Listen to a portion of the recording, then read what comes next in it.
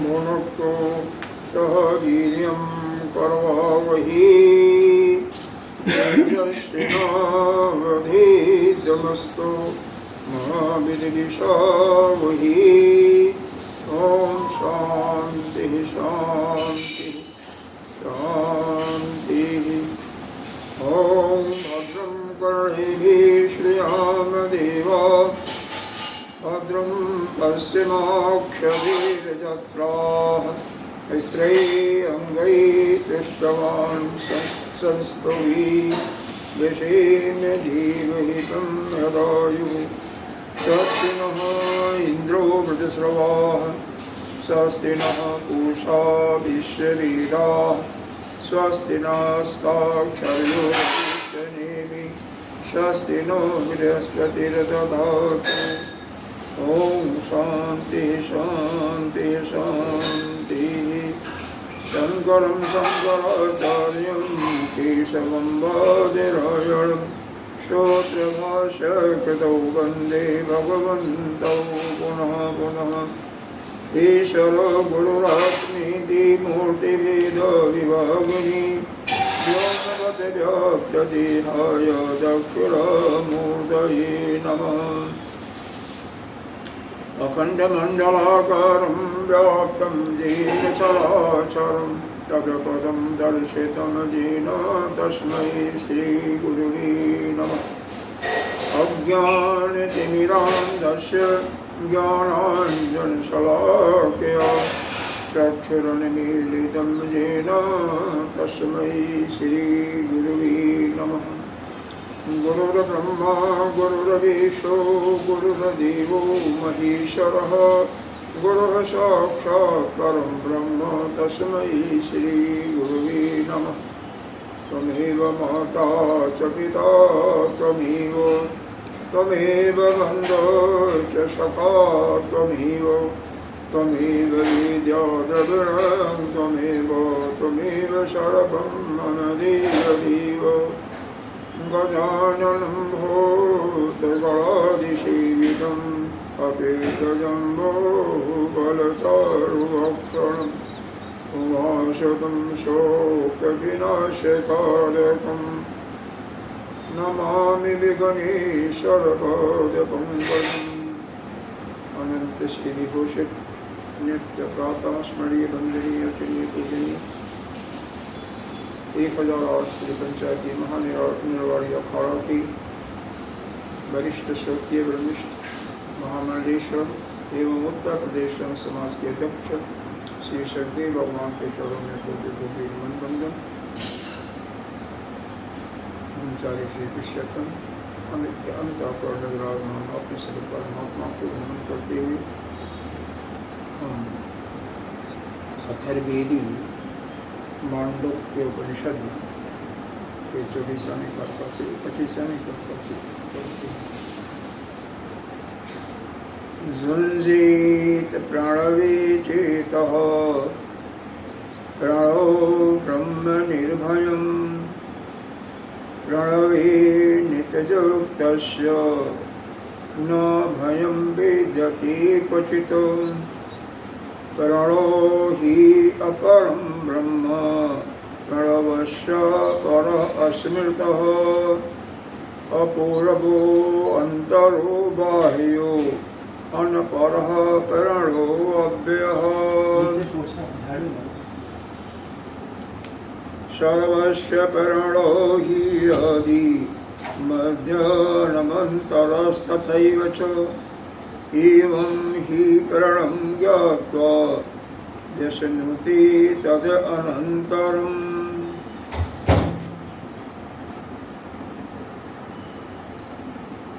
पीछे हम लोगों ने चिंतन किया था कि आत्मा के चार भाग,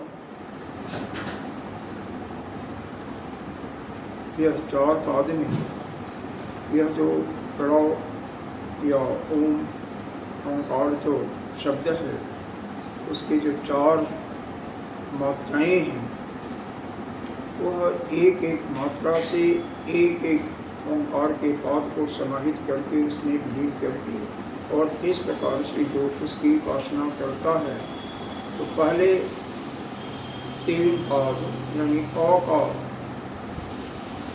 जो पहला अक्षर अ था ओंकार शब्द का और इस आत्मा के पाद का पहला पाद जागृत अवस्था, उस अ में ही जागृत अवस्था को विलीन करके जो उपासना करता है वह संसार के शरीर मनोकामनाओं के इस लोक या उस लोक की मनोकामनाओं को पूरा कर लेता है, पूर्ण हो जाता है और वह पूरे विश्व में वंदनीय हो जाता है। जो ओंकार अक्षर के दूसरे मात्रा ऊ शब्द का उपासना करता है और उसी में सारी कल्पनाओं जो सपने अवस्था की कल्पनाएं हैं उनको विलीन कर देता है। तो इस प्रकार का उपासना करने वाला इस सृष्टि में ज्ञानी हो जाता है और उसके परिवार का कोई भी सदस्य अज्ञानी नहीं। तीसरा जो अक्षर है म में ही सुषुप्ति अवस्था जो अभाव है उसको लीन करके उपासना करता है। तो यह एक प्रकार से स्तुति की जा रही है कि वह पूरी सृष्टि पर नियंत्रण करता है। यहाँ पर यह तीनों अवस्थाएं और आत्मा का यह तीनों पाद यह क्या है? अपरमार्थिक है। अपरमार्थिक मतलब यह तीनों जो है अविद्या से युक्त है और यद्यपि सुषुप्ति अवस्था में सुख की प्राप्ति हम महसूस करते हैं लेकिन अविद्या का आवरण वहाँ पर भी होता है। तो यह तीनों पाद आत्मा के जो हैं और तीनों अक्षर से उपासना करते हैं, इस पर इसमें केवल इस सृष्टि के अंतर्गत ही जो कुछ मिलना होगा मिलेगा। इसमें वो मुक्ति का कोई प्रश्न नहीं होता। सारे संसार के भाव सुख मिल जाते हैं, अविद्या पड़ी रहती है। लेकिन साथ में यह भी बताया आगे चल करके कारका में कि इसका जो चिंतन करता है और संसार के अपनी किसी भी जो उसके अंदर कामनाएं होती हैं उनका चिंतन बिल्कुल नहीं करता, चाहे इस लोक की कामना हो या उस लोक की कामना हो, उसका कोई चिंतन नहीं करता, वही आगे बढ़ता है। तो अगर कामना रहेगी और साथ में उपासना करेगा तो फिर उसको कुछ नहीं मिलना। अगर कामनाओं को कोई भी प्रयोजन हमारा सिद्ध होगा ऐसा उसके मन में लेश मात्र भी चिंतन नहीं आना चाहिए और उस ओम शब्द की उपासना का नित्य निरंतर उसका उपासना करते रहना चाहिए। और अंत में जो चौथा अक्षर हलंत है, अमात्य है, अमात्र है, उसका चौथा पाद क्रिया अवस्था को उसका वह जो है चौथा पाद जो है आत्मा का वही ब्रह्म है, वही आत्मा है, वही अजन्म अमृत अजन्मा अमृत स्वरूप है। तो जो मध्यम प्रथम उत्तम श्रेणी के अधिकारी हैं उसी अवस्था को प्राप्त कर जाते हैं कि मध्यम और मध्य श्रेणी के जो उपासक हैं उपासना नित्य निरंतर करते हुए वो भी उस ओम शब्द का ही आलंबन हमेशा उसी का आशय लेकर के जब करते रहते हैं तो उनको भी एक समय में ज्ञान प्राप्ति हो जाता है। जब गुरुदेव का शरण लेते हैं, आश्रय लेते हैं और ज्ञान प्राप्त करते रहते हैं। यहाँ पर बताया जुनजीत प्रणवे चेतः, इस प्रणव शब्द का कहीं प्रणव कहा जाता है, कहीं ओंकार कहा जाता है, तो दोनों में भेद नहीं है, दोनों एक ही है। बल्कि प्रणव को ही हम आत्मा भी कहते हैं, नाम या ब्रह्म भी कहते हैं। नाम और नामी में अभेद है,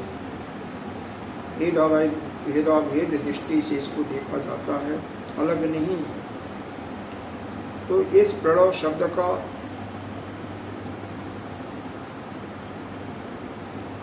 कई अर्थ संत लोग बताते हैं।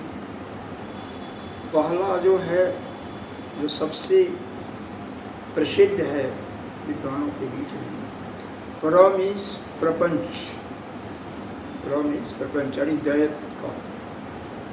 न माने नहीं, एव माने तुम सब में। तो सभी लोगों में जिसकी उपासना करता है वह क्या होता है, प्रणव यानी दैत का भाव जो इसकी उपासना करता है तुम सब में समाप्त हो जाता है, यानी प्रपंच शांत हो जाता है, अर्थात वह अद्वैत स्वरूप हो जाती है। तो पहला यह है कि प्रपंच न एव, मतलब सबके अंदर जो है, तुम लोगों के अंदर यानी जो साधना करने वाला है उसके अंदर प्रपंच का भाव शांत हो जाता है, सम हो जाता है, यानी द्वैत भाव समाप्त हो जाता है और वो अद्वैत स्वरूप हो जाता है। दूसरा प्रणव का अर्थ किया कि प्र माने जो प्रकृति से उत्पन्न हुई, यह संसार का माया सागर है, मोह सागर है। नव माने नौका, यह जो संसार का जो महासागर है, जो प्रकृति से ही उत्पन्न हो रही है, उसको उस नौका से तार देता है, उसको यह संसार सागर से पार हो जाता है। यानी पहला अर्थ बताया कि इसकी उपासना से प्रणव का मतलब यह है कि सारे प्रपंच, रमेश प्रपंच न माने नहीं, या प्रपंच माने नहीं और ये माने तुम लोगों में, तो तुम लोगों में यानी साधक में यह प्रपंच का समाप्ति हो जाता है, सम हो जाता है, शांत हो जाता है, यानी द्वैत भाव समाप्त हो जाता है। दूसरा प्र का मतलब यह लिया कि प्रकृति से उत्पन्न हुई यह जो महासागर है, संसार रूपी सागर है। नव माने नौका, उस नौका से उस संसार सागर से पार हो जाता है। तीसरा बताया कि प्र मीन्स इसी प्रकृति के कारण ही ये सारी बाधाएं तो प्रकृति से ही आती हैं, तो इन प्रकृति के बाधाओं से वह क्या हो जाता है, उससे भी वह नव, उससे भी वह नया नूतन ज्ञान को प्राप्त करके गुरु से उसको भी पार हो जाता है, उससे तर जाता है। इस प्रकार से अनेक लोग अलग अलग बताते हैं। कुछ इसमें शिव पुराण में ज़्यादा विस्तृत इसका वर्णन किया गया है। एक होता है प्रकृष्टेन न, मतलब उसको प्रकर्षण करके उसको मोक्ष के तरफ ले जाता है, न एवं मोक्ष की तरफ उसको प्रकर्षण करके मोक्ष को ले जाता है। तो इस प्रकार से नाना प्रकार के प्रणव शब्द का अर्थ बताया जाता है। तात्पर्य यह है कि प्रणव और ओंकार दोनों एक ही हैं, और इस सृष्टि में जो कुछ है पहले मंत्र में ही बताया गया था कि सब ओंकार ही है, ओंकार के अतिरिक्त कुछ नहीं है। दूसरे मंत्र में यह भी बताया गया था कि यह जो ओंकार ही है वही वह आपकी आत्मा है, वही ब्रह्म है। यानी इस पूरे सृष्टि में उस ब्रह्म के अतिरिक्त या आत्मा के अतिरिक्त कुछ भी नहीं है। वही आत्मा है और वही जो कुछ आप देख रहे हैं, आपकी दृष्टि से दिखाई पड़ रही है, कानों से सुने, सब वह ब्रह्म ही है या ओंकार ही है। इसीलिए ओंकार और ब्रह्म में एक रूपता दिखाया गया है, दोनों में कोई अलग नहीं है। इसी कारण से दोनों में भेदाभेद। इसी कारण से यहाँ पर हमारे गौड़पादाचार्य जी क्या कहते हैं, जुंजीत प्रणवे चेतः। जुंजीत का मतलब संयुक्त कर देना, यानी समाहित कर देना। जो अपने चित्त को इस प्रणव यानी ओंकार में रूप में बिल्कुल एकाग्र कर देता है, समाहित कर देता है। ओंकार और इसका मन, चित्त मतलब मन एक हो जाता है। और कैसे? नित्य युक्तस्य, नित्य निरंतर। ऐसा नहीं है कि एक समय कर दिया तो नहीं, नित्य निरंतर। जिसका मन उसी प्रणव में ही लगा होता है वो क्या हो जाता है? वही ब्रह्म हो जाता है, ब्रह्म स्वरूप हो जाता है। और ब्रह्म स्वरूप होकर के वह निर्भय हो जाता है। मतलब जिसका उपासना करते हुए चित्त हमेशा ओम में ही लगा हुआ है, मन ओम से अतिरिक्त और कहीं नहीं जा रहा है, तो वही ब्रह्म स्वरूप हो जाता है। और फिर क्योंकि ब्रह्म एक ही है, एक के अतिरिक्त कुछ नहीं है, तो इसीलिए वो निर्भय भी हो जाता है। किसी से डर, किससे डर लगेगा? कोई है ही नहीं, निर्भय। न भयम विद्यते क्वचित, क्वचित नहीं मतलब किंचित, कहीं भी लेश मात्र का भी उसको कहीं भय विद्यमान नहीं होता है। जो नित्य अपने चित्त को नित्य निरंतर चित्तस्य मतलब उस प्रणव में ही मन को लगाया। तो इस प्रकार से यह प्रणव की उपासना का बहुत बड़ा महत्व यहाँ पर बताया जा रहा है कि नित्य निरंतर, नित्य चित्तस्य, नित्य निरंतर अपने मन को, चित्त को उस ओंकार में ही लगा दो, प्रणव में ही लगा दो, तो आप वह जो उसका स्वरूप है ब्रह्म का, वह ब्रह्म स्वरूप आपको मिल जाएगा। आप अपने स्वरूप में स्थित हो जाओगे और फिर आपके अतिरिक्त और कोई नहीं है, तो कोई डर भी नहीं किसी से। आप पूरी सृष्टि में निर्भय हो। क्योंकि मनुष्य का सबसे बड़ा डर क्या होता है? अभिनिवेश का, मृत्यु से, मृत्यु का डर होता है। एक दृष्टांत यहाँ पर सिकंदर का, जो कि उसका सपना था पूरे विश्व का सम्राट बनना। सपना किसी का पूरा नहीं होता है। वह उसके गुरु थे शुक्र, बहुत बड़े दार्शनिक थे, बहुत बड़े विद्वान थे। जब भारतवर्ष पर विजय प्राप्त करने के लिए चला, तो गुरु से जब आदेश मांगता है, आज्ञा लेता है, तो गुरुदेव ने कहा भारत जा रहे हो तो 3 चीज़ें ले आना। क्या? संत, पहला संत, दूसरा गीता, तीसरा गंगा। यानी गंगा, गीता और संत वहाँ से लाइए मेरे लिए।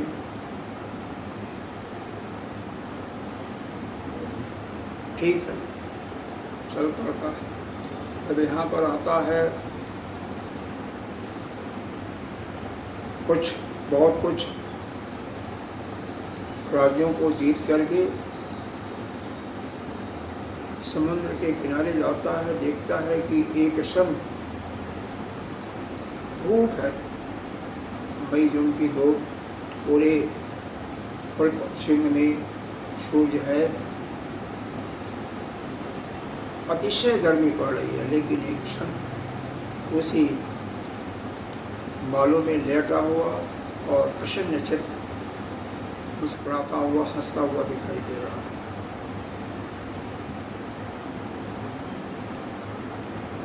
उसको गुरुदेव की बात याद आती है, कहता है, ओ महाराज उठो, आपको मेरे साथ चलना है।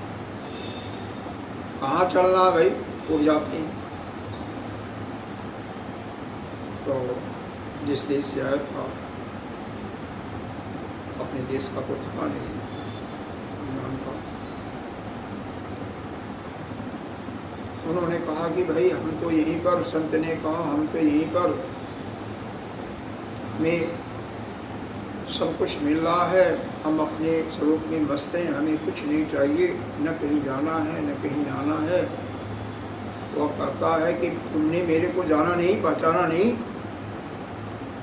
मैं पूरे विश्व का सम्राट सिकंदर हूँ, अगर नहीं चलोगे तो अभी तलवार है, तलवार निकाला, अभी तुम्हारा गर्दन धड़ से अलग कर दूँगा। वो कहते हैं कौन है तू मेरे को मार सकता, तेरे अंदर इतनी हिम्मत है? और हिम्मत है तो मार के दिखा तू। हमारे संत निर्भय होते हैं, किसी से कोई डर नहीं, क्योंकि उनके अतिरिक्त तो कोई है ही नहीं। अरे तू मेरा सर उड़ा सकता है, लेकिन मेरे को तो तू स्पर्श ही नहीं कर सकता है, तू क्या मारेगा? अरे तू भी मर जाएगा। और उनकी इस ओजस्वी वाणी को सुनते ही, जो कि निर्भयतापूर्वक जो उनके मुख से आवाज़ निकल रही थी, उसके सुनते ही उसने अपनी तलवार उस संत के चरणों में रख दिया और उनको साष्टांग दंडवत करके कहता है, हमारे अपराध को क्षमा करें, हमारे एक गुरु का आदेश है कि संत को एक लाइएगा, तो मैं इसलिए आपसे अनुरोध कर रहा हूँ चलने का। तो कहते हैं नहीं।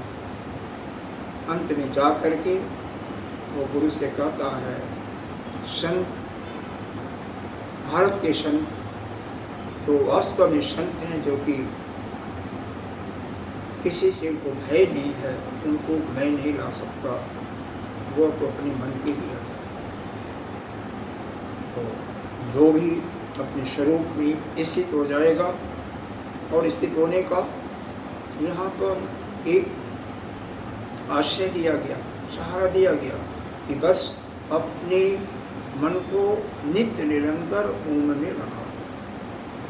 इतना आसान प्रश्न, बस आपके मन से ओम ओझल ही न होने पाए, बस आप अपने स्वरूप में स्थित हो जाओगे। यह अभ्यास करते करते हो जाओगे, फिर आप निर्भय हो जाओगे, कहीं किसी से भी डर नहीं लगे, किसी को। और हमारे भाष्यकार जी, आदिगुरु शंकराचार्य जी हैं भाष्यकार, आगे भाष्य में क्या बताते हैं, जुंजीत का अर्थ बताते हैं, समाध्याद अथवाख्याति। जुंजीत का मतलब समाध्याद, मतलब अपने समाहित कर देना। कैसा? जैसा कि पीछे बताया गया है, चित्त आपका पूरा मन समाहित हो जाए इस परमार्थ रूपी प्रणव हेतु मन। मन जो है उस प्रणव रूप में, प्रणव क्या है? परमार्थ से। यहाँ पर आपको पहले बताया गया था कि प्रणव के जो 3 सब अक्षर हैं, 3 मात्राएं हैं, वो तो अपरमार्थ स्वरूप है, लेकिन चौथी मात्रा जो अमात्रा है वही परमार्थ स्वरूप है, तुरीयावस्था अर्थात। तो उस तुरीयावस्था में ही वह जो अमात्र है उसी में मन को लगा देना। और संयुक्त रूप से अगर कहा जाए, पूरे ओंकार में मन को लगा देना या प्रणव में मन को समाहित कर देना। वहाँ से मन इस प्रकार से स्थिर हो जाए कि उसको कहीं जाने का कोई, चाहे कितनी बड़ी आपत्ति आए, मन आपका वहीं पर स्थिर चलायमान ही न हो, जैसे पहाड़ बिल्कुल स्थिर, उस प्रकार से। जस्मात् प्रणो ब्रह्म निर्भय, और जिसके कारण से यह प्रणव की उपासना करने वाला जो है साधक, वह ब्रह्म हो जाता है और वह निर्भय हो जाता है। हालांकि प्रणव और ब्रह्म में कोई भेद नहीं है, इसीलिए कहा जाता है जो जिसका ध्यान करता है, जिसका भी ध्यान करेगा वही ध्यानी का स्वरूप होता है। इसका दृष्टांत दिया गया कि एक श्रीमद् भागवत में दिया गया, भृंगी नाम का एक कीड़ा होता है, वह अपने बिल के अंदर किसी कीड़े को वह यह संतान पैदा नहीं करता है, बल्कि किसी भी कीड़े को लाता है, अपने बिल में बंद कर देता है, उसको पानी और खाना भोजन देता है, और जब जाने लगता है खिलाने पिलाने के बाद तो उसको डंक मारता है। फिर जब आता है फिर पानी लाएगा चोंच में, भोजन लाएगा, उसको खिलाएगा, फिर डंक मारेगा। इस प्रकार से लगातार करते करते वह जो बच्चा होता है, कोई भी किसी भी प्रजाति का होता है, वह उसी का चिंतन करते करते एक समय वही भृंगी वो भी वही बन जाता है, और वह उस अंडे को फोड़ करके निकल जाता है, फिर वही अपना घर बसा लेता, वही काम वही करना शुरू कर देता है। तो जिसका आप नित्य निरंतर चिंतन करोगे, उसी के स्वरूप आप हो जाओगे, आप वही हो जाओगे। इसलिए परमात्मा का नित्य निरंतर चिंतन करते रहोगे तो आप परमात्मा स्वरूप हो जाओगे, आप ब्रह्म हो जाओगे। इसीलिए हमारे शास्त्रों में बताया गया कि अंतिम समय में जो जिसका चिंतन करता है, वह उसी स्वरूप का उसको अगली जोनी मिलती है। दृष्टांत के स्वरूप यदि कोई कुत्ते का चिंतन करता है तो अगले जन्म में कुत्ता ही होता है। जैसे दृष्टांत भी है कि भरत अंत समय में एक वृक्ष का चिंतन करते हुए अपने शरीर को छोड़ा था, तो दूसरे जन्म में उनको वृक्ष का ही जन्म लेना था, हिरण का। तो इस प्रकार से अंत समय में उस एक गीता जी के 8वें अध्याय में भी अर्जुन का प्रश्न था कि हम क्या करें जिससे अंत समय में परमात्मा का ही चिंतन आवे। तो उसका उत्तर एक ही है, नित्य निरंतर जो उनका चिंतन करता रहेगा, उसी को अंत समय में उस परमात्मा का चिंतन करेगा। किसी संसारी व्यक्ति का चिंतन करेगा, चाहे वह मनुष्य हो या कोई अन्य प्राणी हो, तो वह उसी का जन्म पाएगा।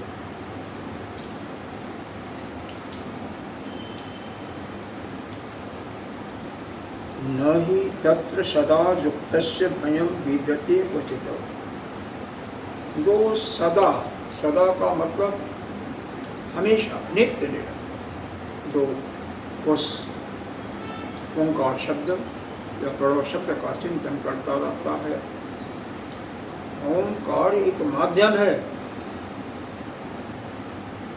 चिंतन तो हो रहा है उस ब्रह्म का ही। जैसे आप आरती करते हो, पाषाण की कोई मूर्ति होती है या फोटो है, तो चिंतन आप आरती उनकी कर रहे हो, असती उस फोटो की कर रहे हो, लेकिन वास्तव में वह कहाँ पर जा रहा है? वह जा रहा है, किसको प्राप्त हो रहा है? उसके माध्यम से, जिसका फोटो है, जिसको आप जिसकी स्तुति कर रहे हो, जो भाव आपके अंदर है, वह वहाँ तक आपकी स्तुति ले जा रहा है, वह आरती ले जा रहा है। जब भी हम करते हैं स्वाहा स्वाहा अग्नि में आहुति देते हैं, और जिस देवता के नाम से करते हैं उस देवता तक वह आहुति पहुँचती है। तो उसी प्रकार से अगर हम उस नाम का यानी अभिधान स्वरूप जो है, अभिधेय जो वह ब्रह्म है, और नाम करने वाला जो है ओंकार, ओम वह अभिधान है, उसका चिंतन नित्य निरंतर करेंगे तो निश्चित रूप से हम उस अविधेय स्वरूप जो ब्रह्म को, और फिर वहाँ पर अवधान और अवधेय का भाव भेद भी खत्म हो जाता है, फिर वह एक ही हो जाता है, वही ओंकार ही ब्रह्म और ब्रह्म ही ओंकार। तो उस स्वरूप को हम प्राप्त कर लेते हैं।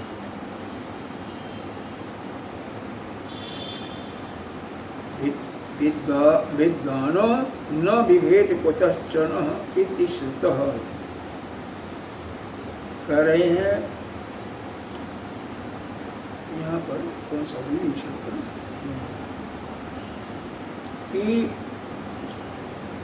वह जो विद्वान है, वह जो तत्ववेत्ता, विद्वान का यहाँ पर तत्ववेत्ता लगाइए, तत्ववेत्ता जो है न विभेद, कभी भी कुतश्चन, कहीं भी, श्रुति का वाक्य, कहीं भी किसी से डरता नहीं, निर्भय रहता, हमेशा निर्भय रहता।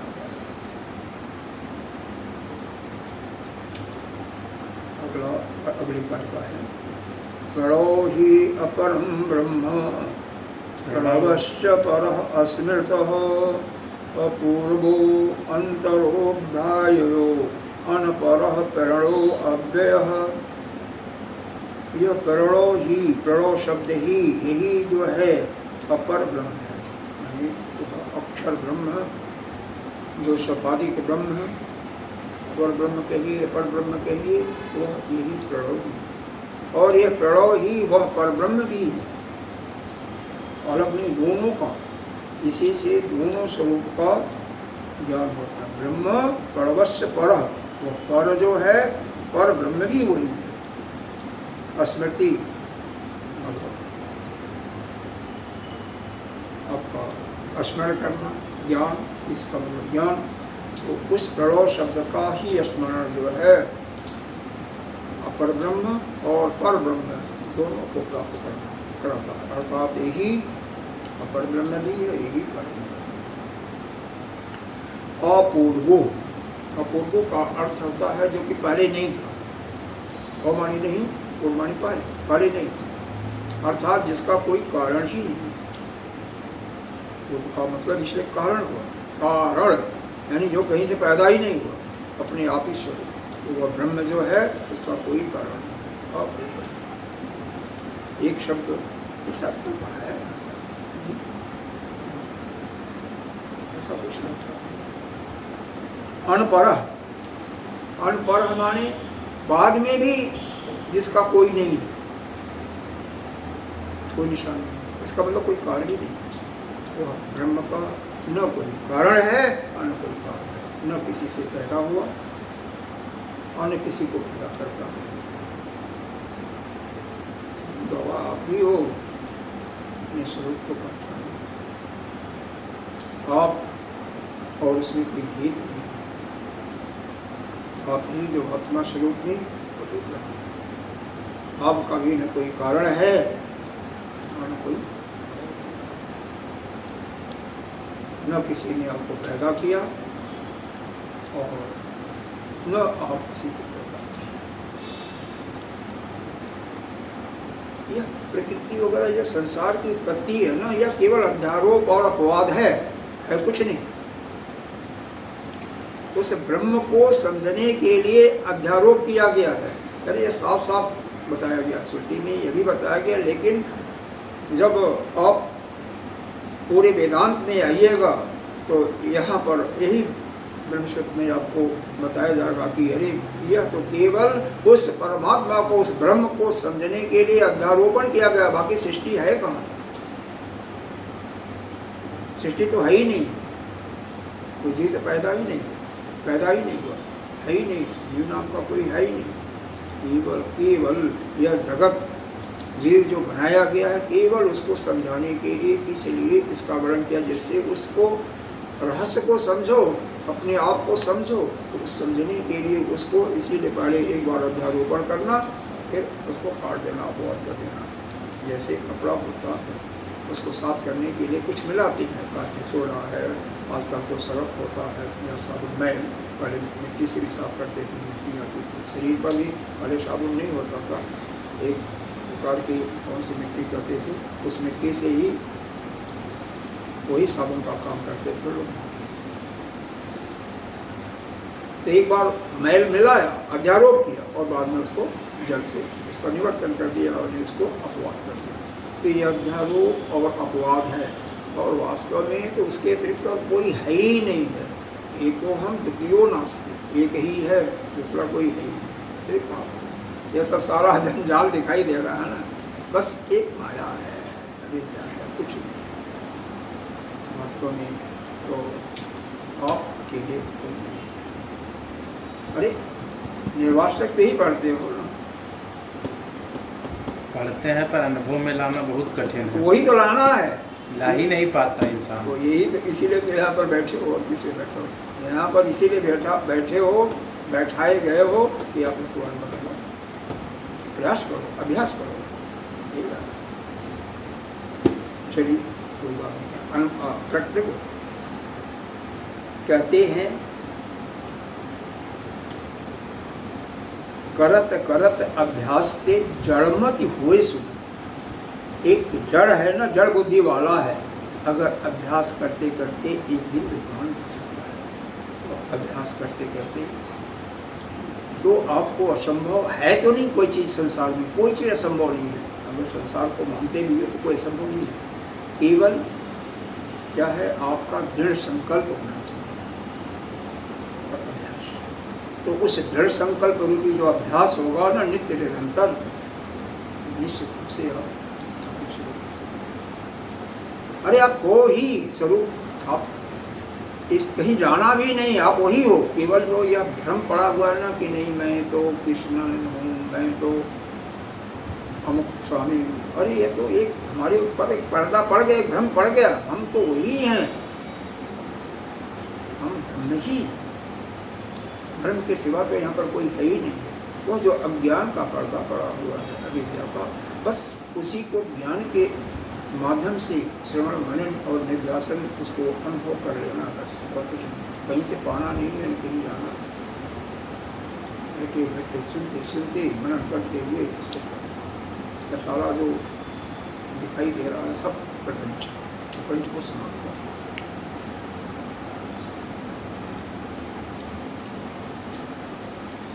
तो वह क्या है, उसका ना कोई कारण है पूर्व और न अनपर हो, न कोई उसका कार्य ही है। और क्या, उसके अंदर अनंतरो न अंतरो, कोई अंदर भी नहीं है और अबाह्य और बाहर भी नहीं, क्योंकि समस्त सृष्टि में तो वही व्याप्त है। तो वह एक जगह नहीं है, ना बाहर है, न अंदर है, न कोई कारण है, न कोई कार्य है। प्रणव अव्यय, वह प्रणव जो क्या है, अव्यय है, उसमें कोई छेड़ भी नहीं होता है, जैसे का तैसे। यानी आत्मा के अंदर जैसे आपका बचपन में थे वैसे ही अभी भी हैं, और वैसे ही जब शरीर से आप शरीर को अलग कर देंगे आप, तब भी वैसे ही हैं। आपके अंदर कोई परिवर्तन नहीं होता। परिवर्तन जो होता है, जो शरीर या पंचभूतों का जो जड़ रूप शरीर है, इसमें होता है, जो कि अनित्य है ही है, नित्य तो है ही नहीं। इसका भाष्य करते हैं, पर अपर ब्राह्मणी प्रणव परमार्थ क्षीणेश मात्रापादेश पर एव आत्मा ब्रह्मेति न बोलो। इसमें क्या छेड़ होता है, देखो छेड़ किसमें होता है। कहते हैं जो अपरमार्थी होगा, जो देश काल वस्तु से परिच्छिन्न होगा, वही क्षय होता है ना, उसी में क्षय होता है। और देश काल वस्तु से जो अपरिच्छिन्न है, नित्य है, उसमें तो कोई परिवर्तन होता नहीं है। तो यह जो ओम शब्द क्या तीन पहली मात्राएं हैं, अ, उ और म, यही क्षय होती है, यही क्षय होती है, क्योंकि अपरमार्थिक है। इनसे जो प्राप्ति होती है वो भी संसार की ही, या सृष्टि में जो कुछ है ये यहाँ पर, या अगला जो माना गया है उसी, और उसके अलावा कुछ नहीं। लेकिन जो अगला अमात्रा है, जो अनंत है, जो मोह की बात बढ़ाते हुए, इसीलिए उसको बढ़ाना चाहिए, जितना बढ़ा सको, वही जो है पूरी अवस्था है। और वह उस अवस्था को जब हम प्राप्त कर लेते हैं, वही ब्रह्म स्वरूप ही है, क्योंकि उसके अंदर केवल ज्ञान ही ज्ञान है, अविद्या का लेश मात्र, अविद्या तो इन तीनों मात्राओं में है। यह तीनों मात्राओं का क्षीण कैसे? देखो वास्तव में जो उपाधियाँ हैं, उपाधियों को जो अलग कर दो वो क्षीण हो गई। जागृत अवस्था की उपाधि क्या है?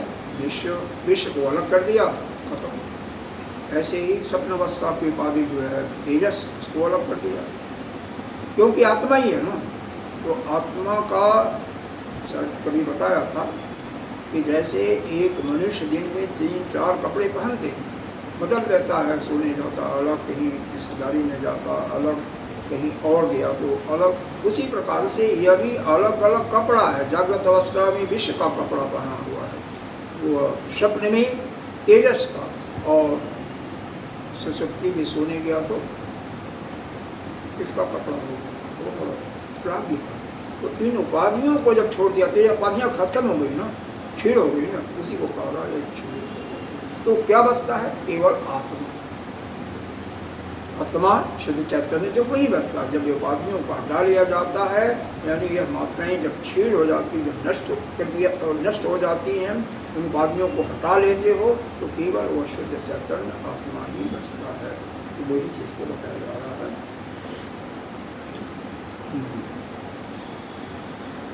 परमार्थ, परमार्थिक रूप से इन मात्रा के और पद, पद भी क्षीण होता। जागृति की अवस्था क्या है?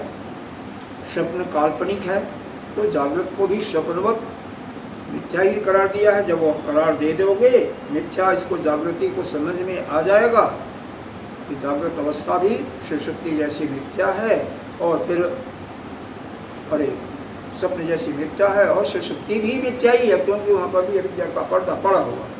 उसके बाद तो आप आ जाते हो जागृत अवस्था में, तो भी तो इन सब मिथ्या ही है। तो एवं आत्मा ब्रह्म, तो वह केवल आपकी अपनी आत्मा है जो कि ब्रह्म ही है। न पूर्वम का कोई कारणवश विद्यते, कोई कारण नहीं है, इसीलिए उसको पूर्वम कहा गया। नश्य अंतरम भिन्न जाति, और कोई अंदर भी नहीं है, कोई भिन्न जाति वाला भी नहीं है। दूसरे जाति देखो यही होता ना, सब क्या होता? सजातीय भेद, विजातीय भेद, और सब तीन भेद होते हैं। तो विजाति दूसरे जाति वाला नहीं है, तो इसलिए कोई कंचित इत अनंतर, इसके अनंतर भी कोई नहीं है, अंदर न बाहर। न अश अंतर भिन्न जातीय, इसके अंदर भी कोई नहीं है।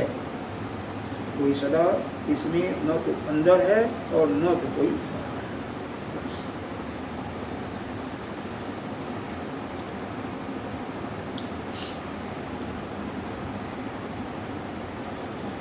और कोई महसूस कहाँ? तथा बाह्य अन्यत्र विद्यते इति बाह्य, बाहर भी अन्यत्र, इसके बाहर कोई अन्य नहीं है। विद्यत, कोई विद्यत माने मौजूद नहीं है, इसीलिए बाहर है। अपरम कार्यमश न विद्यता इति अनपरा, अनपरा का बताया। इसके बाद में कुछ अगर पैदा होता तो चूँकि पैदा ही नहीं हुआ तो कोई कार्य नहीं, इसलिए अपरम कार्यमश न विद्यते। तो इसमें कोई कार्य नहीं है, इसका कोई कार्य नहीं है, इस आत्मा का कोई कार्य नहीं, इसीलिए इसको अनपरा कहा गया। स्वबाह्या भयंकरो अजह, तो है क्या यह? ये बाहर भी है, बाह्य भी है, अभ्यंतर अंदर भी है, और अज भी है, अजन्मा है। वैसे जैसे संदोघन आदि का, क्योंकि ये प्रज्ञान घन स्वरूप है, इसलिए अब जैसे नमक का घोल बना लो, से वो जो रोड़ा वाला नमक आता है, तो हर जगह वही नमक होगा। समुद्र का पानी जो है कहीं से भी चखोगे तो वो नमकीन ही मालूम होगा, चाहे किनारे पर और चाहे बीच में, चाहे बिल्कुल दूसरे किनारे पर, कहीं 4 मील दूर, 10 मील दूर, 100 कोस दूर, वही नमक होगा। तो सर्वत्र वह परमात्मा ही सर्वत्र पूरे सृष्टि में छाया हुआ, उसके अतिरिक्त कुछ नहीं है।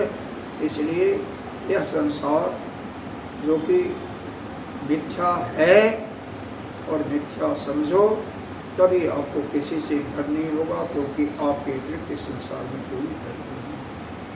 आप 2-3 कारिकाएँ हैं और हैं, उनको भी समाप्त करके यह प्रकरण आगम प्रकरण समाप्त हो जाएगा। कल से हम नया प्रकरण से सर्वस्य प्रणो हि आद सर्वस्य प्रणो हि आदि मध्यम अंतस्थैव च एवं ही प्रणों ज्ञात्वा व्यश्नुते तद अनंतरम। संपूर्ण सर्वस्य मतलब पूरे सृष्टि में यह प्रणव ही विद्यमान है, इसके अतिरिक्त कुछ नहीं है। आदि मतलब ये उत्पन्न होता है, उत्पन्न इसी से उत्पत्ति होती है, मध्य स्थिति और अंत प्रलय, सब कुछ इस प्रणव में समाया हुआ है। सृष्टि का, जगत का जो मिथ्या है, इसकी उत्पत्ति स्थिति प्रलय सब इसी के अंदर है, सभी अंदर। एवं ही प्रणव ज्ञात्वा, इस प्रकार से जो प्रणव को जान जाता है, प्रणव को समझ लेता है, यानी ओंकार को जो समझ लिया ठीक ठीक, व्यश्नुते तद अनंतरम, तो क्या होता है, वह साधक उस ब्रह्म को ही प्राप्त कर लेता है, यानी प्रणव को ही प्राप्त कर लेता है। प्रणव को प्राप्त शाब्दिक अर्थ हुआ प्रणव, लेकिन अंत में क्या हुआ, अपने स्वरूप को या ब्रह्म को प्राप्त कर लेता है। तद अनंतरम, इसके बाद वह व्यश्नुति माने प्राप्त कर लेता है। तो इसको जान जाओ तो अपने स्वरूप में स्थित हो जाओ। का इसका भाष्य 2 लाइन का है। आदि मध्य अंत का अर्थ दिया उत्पत्ति स्थिति प्रलय सर्वस्व, जैसा कि पहले बता दिया गया। माया यस्ति रज्जु सर्प मृग तिष का स्वप्नादि उत्पन्न मानुष्य, यहाँ पर कई दृष्टांत दे रहे हैं। एक तो माया का दिया, जैसे कोई खेल दिखाता है जादूगर, उस प्रकार से सब कुछ है सृष्टि। और रज्जु में सर्प है, रेगिस्तान में मृत्युशा का जल है, स्वप्न है। तो इस प्रकार से यहाँ पर 4 प्रकार का दृष्टांत है एक एक शब्द। माया मतलब जादू का खेल, रज्जु में सर्प जैसे दिखाई देता है, सर्प है नहीं, दिखाई देता है, भान पड़ता है। मृत्युशा का जल, जल है नहीं, मालूम पड़ता है। स्वप्न में जो कुछ दिखाई देती है वास्तव में नहीं होती, मिथ्या होती है। तद उत्पन्न मानुष्य, उसी प्रकार से ये उत्पन्न हो करके क्या होती हैं, वेदादि प्रपंचस्य यथा माया अव्यादयः। वेद कहते हैं आकाश को, यह आकाश के समान, यह जो माया है ना, आकाश के समान सब कुछ आपको व्याप्त कर देता है सब मिथ्या, लेकिन सबको ऐसा दिखाई देता है, जबकि आकाश को कहीं व्याप्त कर नहीं सकता। प्रपंच सब जितना कुछ दिखाई दे रहा है, जहाँ तक आकाश आपकी निगाहें जा रही, सब कुछ क्या है, प्रपंच। प्रपंच ही है, जैसा कि माया, जैसी माया है ना जादू का खेल, वैसे ही जब कुछ आप देख रहे हो सब कुछ क्या है, माया ही है और कुछ नहीं है, माया के अलावा और कुछ नहीं है।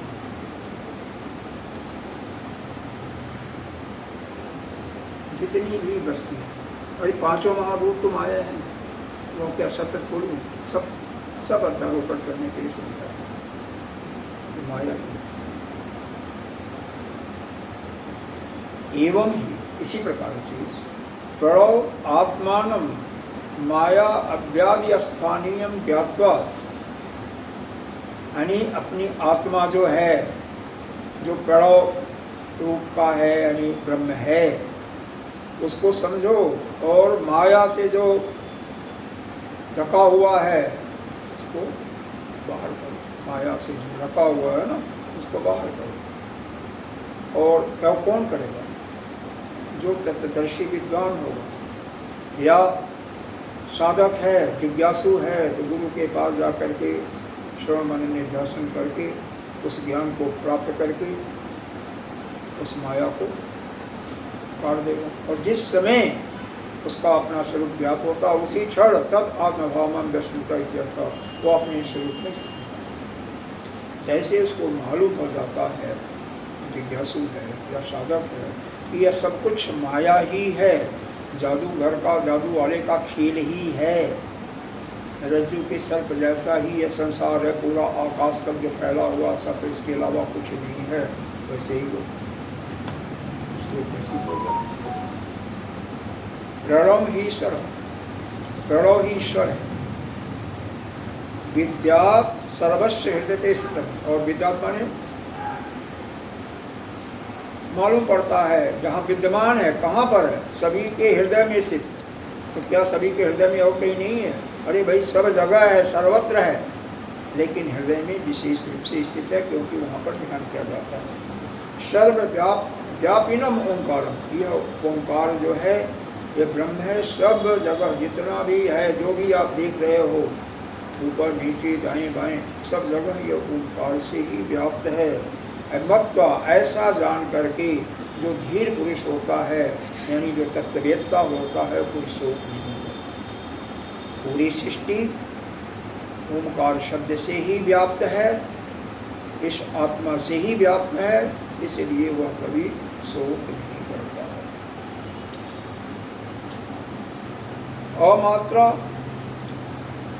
अंतमात्रस्य दैतस्य उपशमः शिवः, कह रहे हैं जो अमात्रा, जो अमात्र है, यानी त्रिपुरी अवस्था है, अनंत मात्रस्य, जब इसको यह जो अनंत अनंत मात्रस्य, इसका यहाँ पर क्या बताया,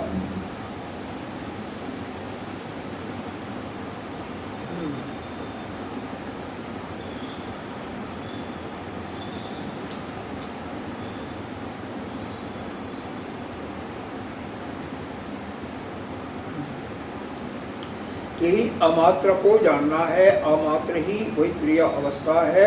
और जैसे जो जान लेता है दैतस उपशमः, उसके अंदर से दैत भाव जो है ना, यानी ये जो एक से अलग दिखाई दे रहा है, यह दैत भाव समाप्त हो जाता है, उपशम माने शांत हो जाता है, और केवल अद्वैत में ही वो बैठ जाता है। केवल यह अमात्र यानी अपनी क्रियावस्था को जो जान लेता है, क्रियावस्था ही अपना स्वरूप है, तो यह आत्मा कहिए या ब्रह्म कहिए, तो आत्मा क्योंकि सबसे आपका नज़दीक है, वही ब्रह्म है। तो अपने स्वरूप को आप जिस समय जान लेते हो, तो उसी समय आपके सामने से सारा दैत का प्रपंच समाप्त हो जाता है, और आप वह शिव बन जाते हो, शिव स्वरूप हो जाते हैं। ओंकारो विदितो जेन स मुनि इतरो जन, क्योंकि ओंकार को समझ करके, जान करके आप मुनि बन जाते हो। दूसरा जो है न इतना, इसके अलावा दूसरा जो है कितना भी विद्वान है, पढ़ा लिखा है, सब कुछ जानता है, शास्त्र का ज्ञाता है, लेकिन अनुभव नहीं किया तो वह मुनि नहीं बन सकता। मुनि का मतलब क्या होता है? जो मनन करता है, मननशील है, वही मुनि बनता है। मनन किसका करना है? यही ओंकार का। क्यों? आगे इसका खंडन करते हैं, भाई इसका क्यों? तो कहते हैं जो चारों महावाक्य इसी के अंदर समाहित हैं, चाहे प्रज्ञानम ब्रह्म, हम ब्रह्मास्मि, तत्त्वमसि, अयम आत्मा, चारों महावाक्य इस ओंकार के अंदर ही समाया हुआ है। तो इसके जो इसका मनन करता है वही इसका भाष्य 2-3 लाइन का है। सर्वस्व प्राणी जाता, सर्वस्व का अर्थ क्या? प्राणी जाता, जितने भी प्राणी जात के लोग हैं। स्मृति प्रत्यय अस्पदी, स्मृति का मतलब वही स्मरण, प्रत्यय का मतलब ज्ञान, अस्पदी माने आश्रय।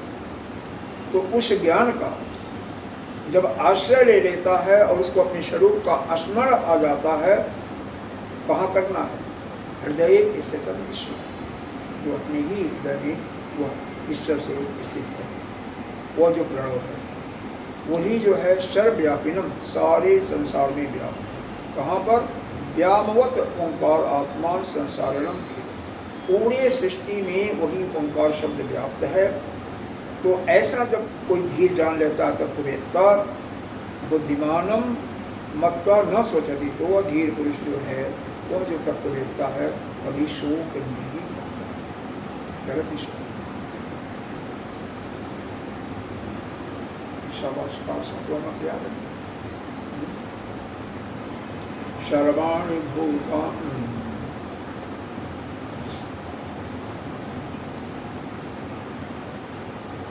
सर्वाणि भूतानि सर्वाणि भूतानि आत्मनः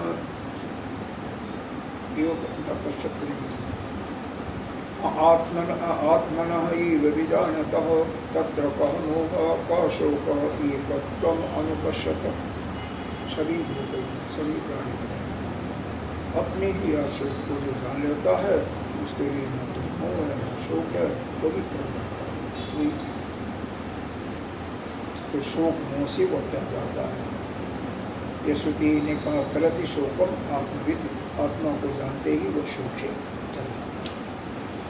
अमात्र स्तुरीयम ओंकारो, यह कहते हैं नियते, नियते माने मापना होता है, मतलब यह जो मात्रा है ना यह नापा नहीं जा सकता न, यह केवल अनुभव किया जा सकता है, क्योंकि यह देश काल वस्तु से अपरिच्छिन्न है।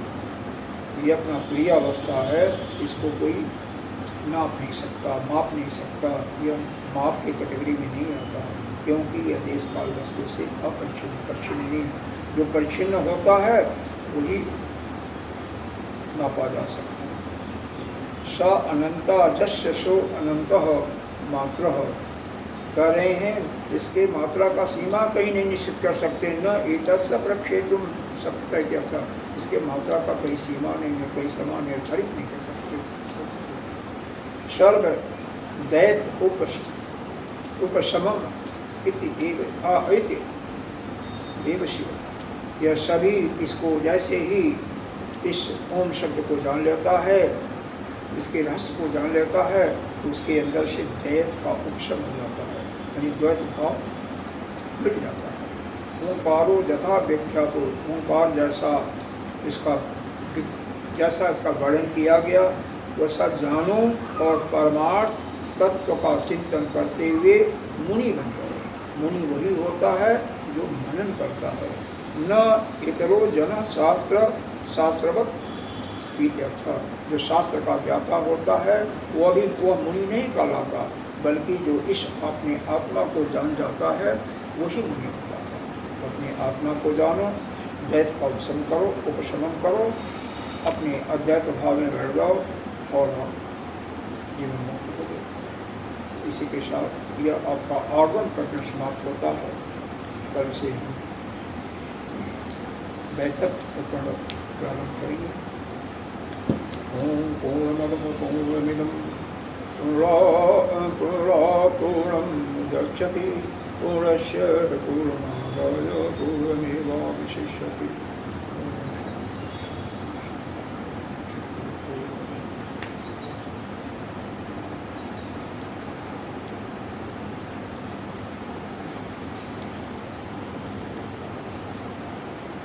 अच्छा, चलने के बाद ये नहीं बंद होता है।